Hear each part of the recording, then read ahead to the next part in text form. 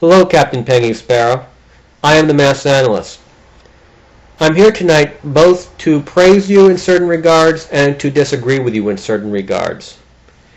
First, the praise. I watched a video or two of yours a couple of months ago, maybe 3 or 4 months ago, in which you exposed Gypsy K's predatory behavior toward Emelina. Now, assuming that you didn't fake evidence, and assuming, and it sounds to me like you had witnesses to back you up, I think that you did a magnificent job of exposing and perhaps even humiliating Gypsy K. Well done, and you did a good service for the YouTube community.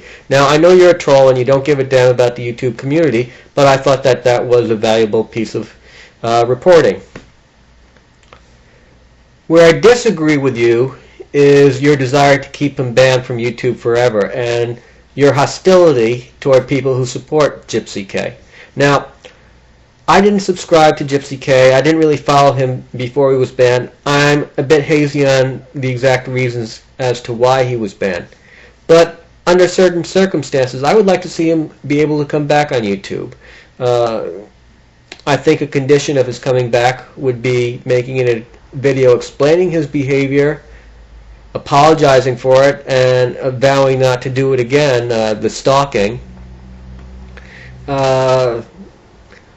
Either that, or else if he's got an explanation that he's been framed or something like that, I'd like to hear that. But assuming that what he did is anywhere near as bad as what you said he did, I think he should eventually be allowed to come back, but not until he's contrite. And if he makes a genuine apology video, then I'd be happy to see him back.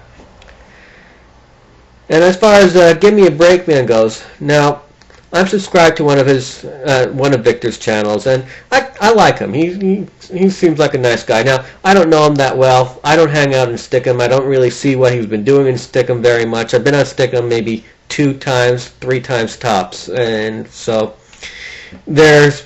could very well be a lot that I don't know about. I'm going to assume that you have Buzzkill's permission to use her account, that she turned over the password to you. You said that you didn't violate any terms of service, that you haven't violated any laws. If that's the case, then somehow she's cooperating with you. I'm not sure of the circumstances. I don't need to know the circumstances. Assuming she's cooperating with you, then you have her permission to read her email. If that's the case, then as far as I can tell, and I'm not a lawyer, as I've said many times before, but you're not violating any laws that I know of. I don't even think you're violating the terms of service. However, unless there's some really compelling matter to read her email on others, somehow it just seems really wrong, like it violates a lot of people's expectations. It just seems immoral. I'm not going to say that it's never immoral to read out email. Sometimes there are extenuating circumstances. If it serves a greater good or prevents a threat or counters a threat, if there was something within her email that directly threatened you, I could see it. I just don't see it in this circumstance. I think what you're doing is wrong. I think that there's absolutely no way I'm going to convince you. We'll just have to disagree with this. I'm just stating this for the record.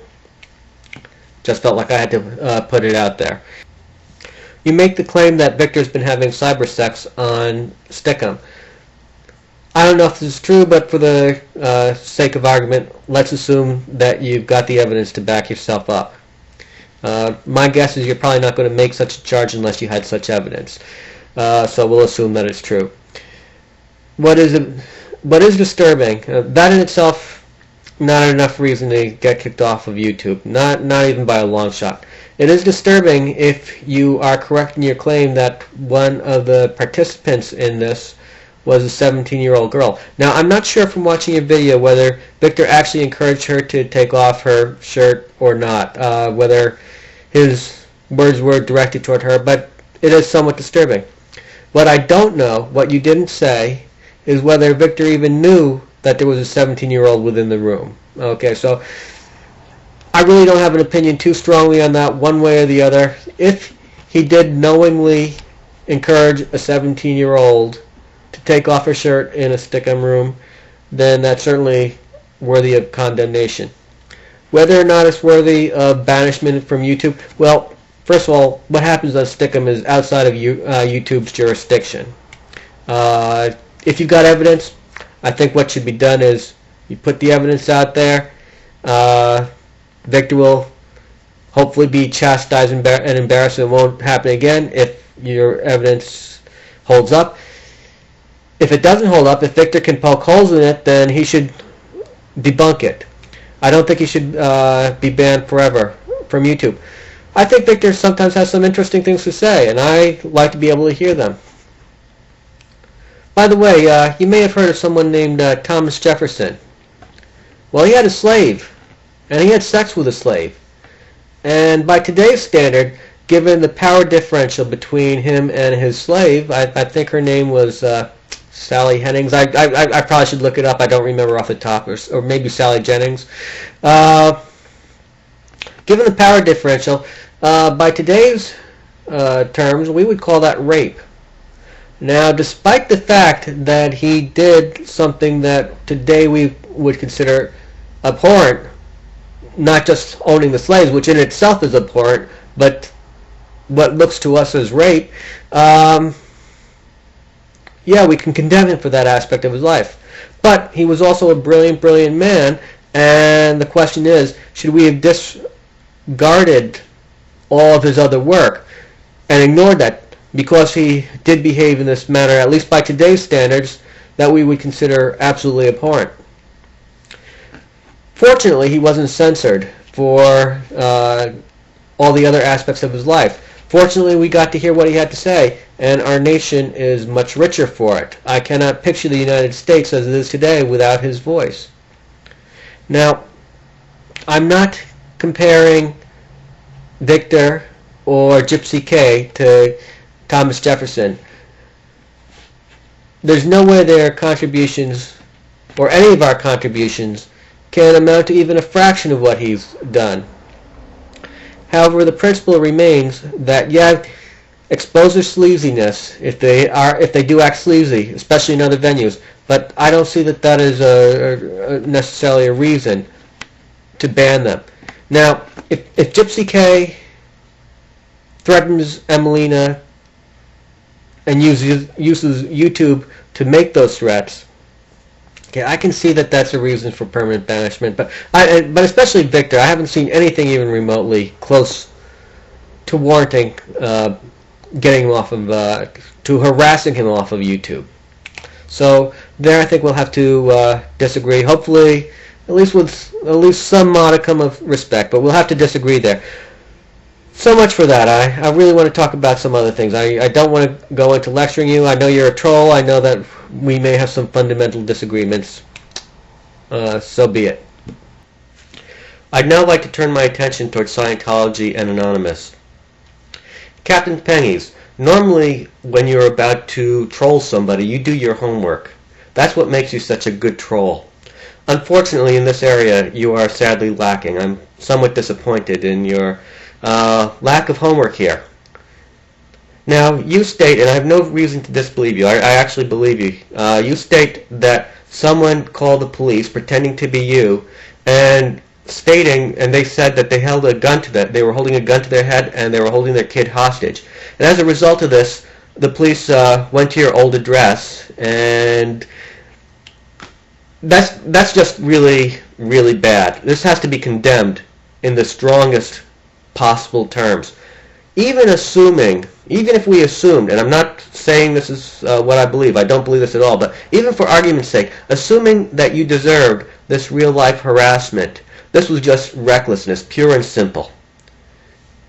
Can you imagine what would have happened as the police were rushing to the scene? First of all, when they're rushing to the scene, there's always a chance of an accident, so someone could have gotten seriously injured that way. But could you imagine when they got to the scene, what would have happened had a car exhaust backfired and one of the police members thought it was a gun going off?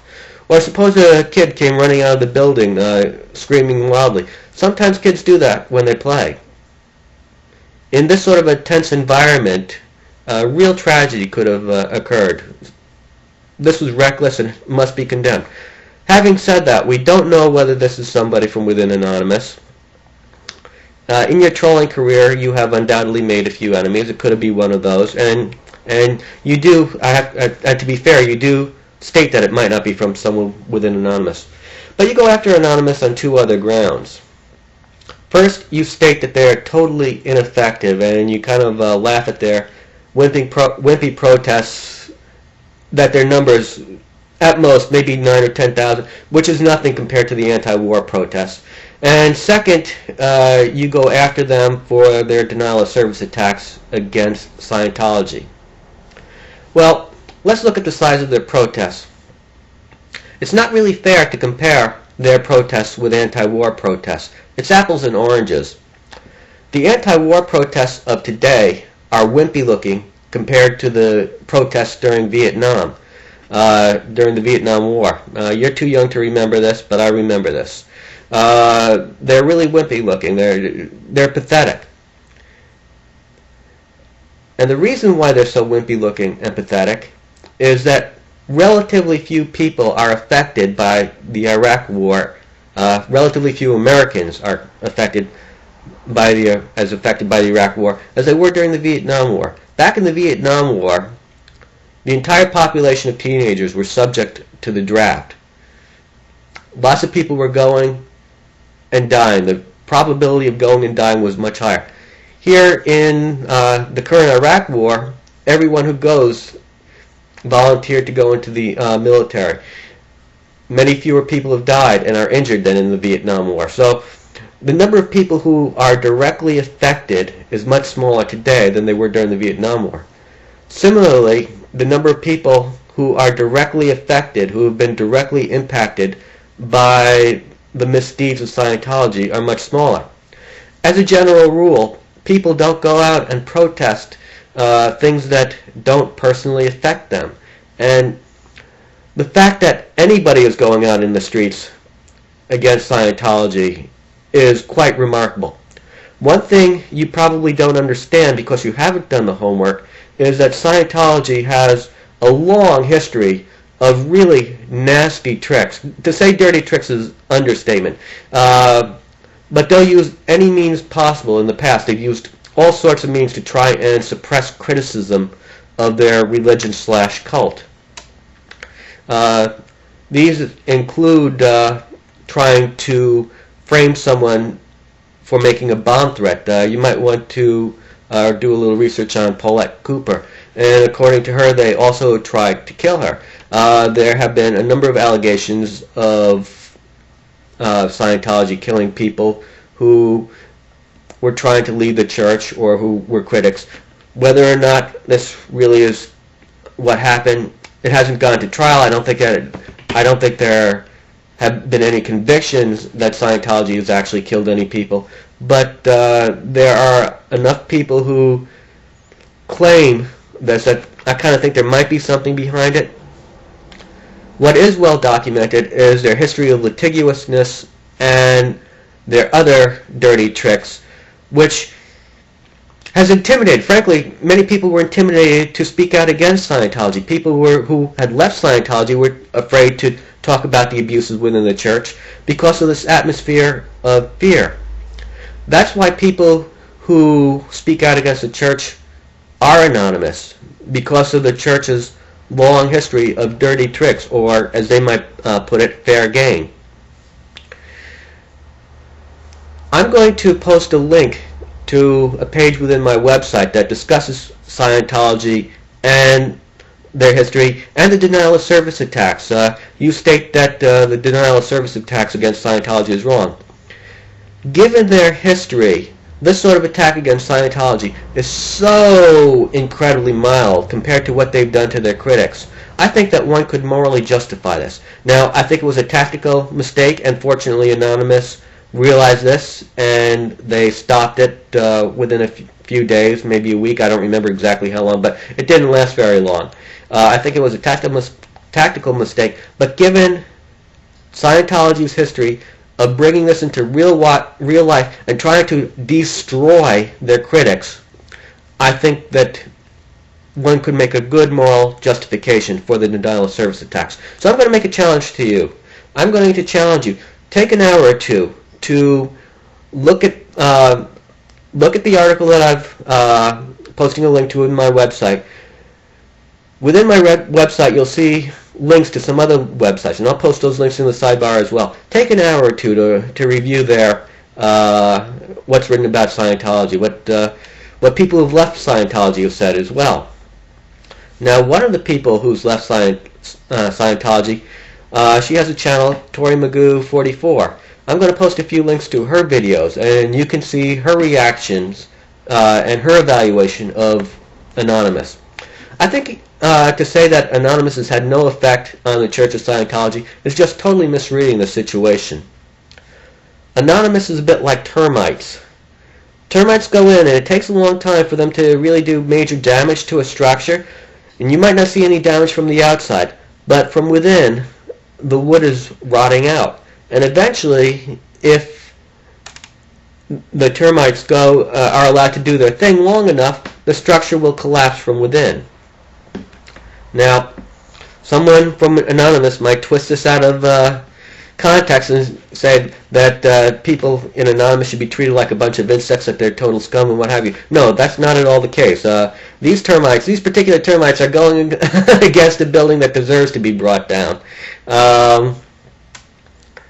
But just because you haven't seen the damage to the Church of Scientology, just because they appear ineffective on first glance, that doesn't mean they aren't having an impact. In fact, people are now criticizing the church.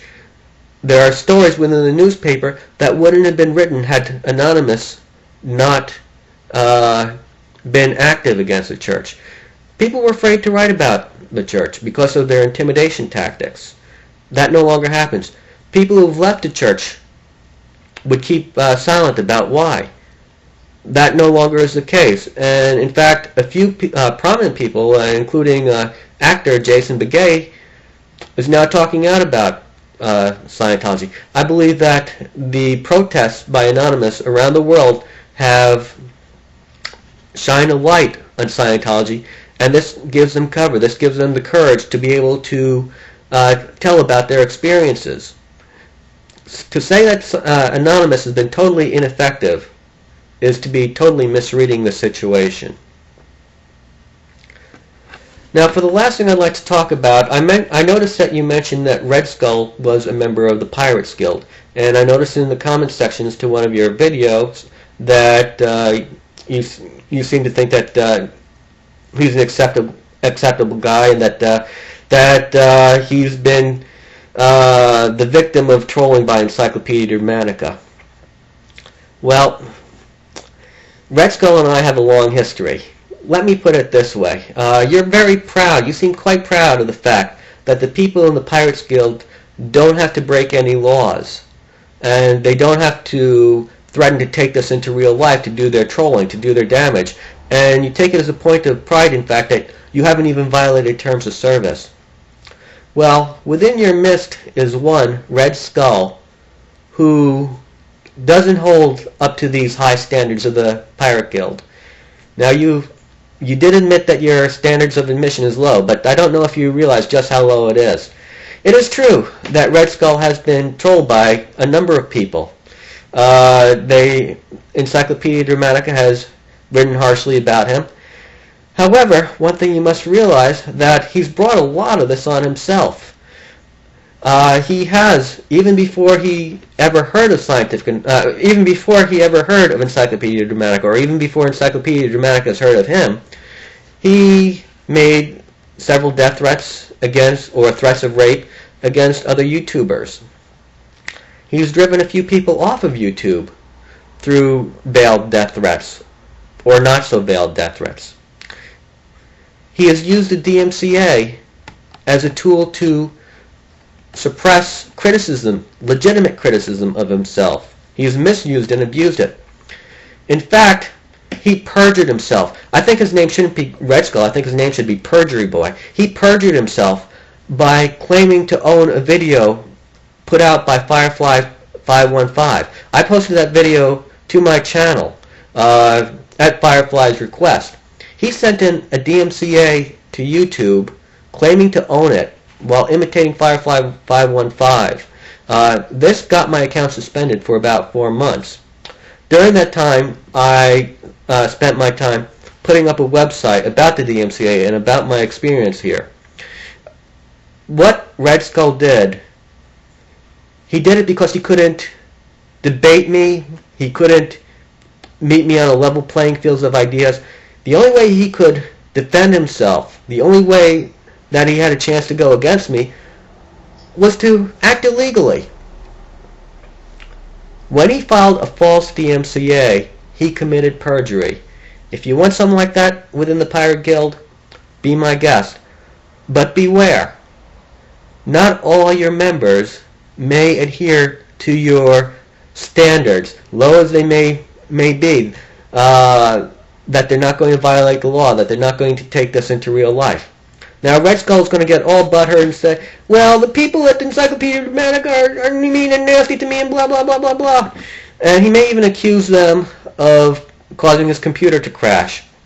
First of all, I don't know whether his computer actually did crash, whether someone did attack his computer. He said this so many times that I kind of believe it's true, although he's a pathological liar, so it's really hard to know when to believe and when not to. But I believe this situation. I also think that there may have been a third party not associated with Encyclopedia Dramatica who may have caused this computer to crash.